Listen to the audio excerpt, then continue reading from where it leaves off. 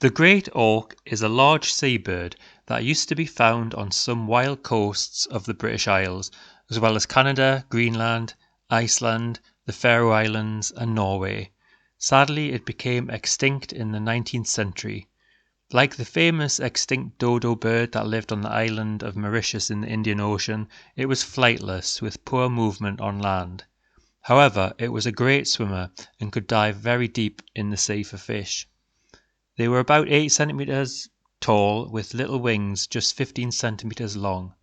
Female great auks would have one egg per year, and like penguins, the male and female took turns to incubate the egg, then take care of the chick once it was born.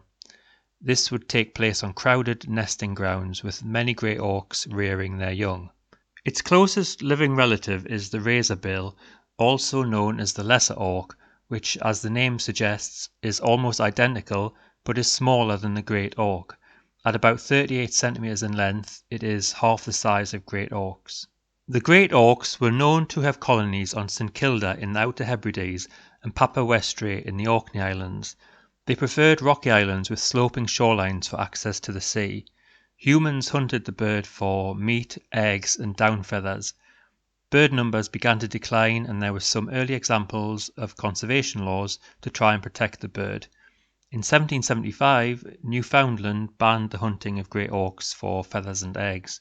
In 1794, Great Britain banned the killing of the great auk for its feathers. However, egg collecting was increasingly popular, and a great auk egg was a prize egg for any collector, so this furthered the decline in great auk numbers.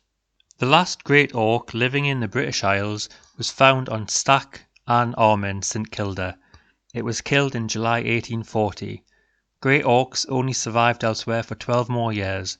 By 1852, the last few great auks still living on Eldey, a small island near Iceland, and in Newfoundland, had died, and so the great auks ceased to exist on planet Earth.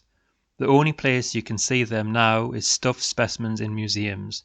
For example, one of the last 2 great auks living on Eldey is on display at the Museum of Natural Sciences in Brussels, Belgium.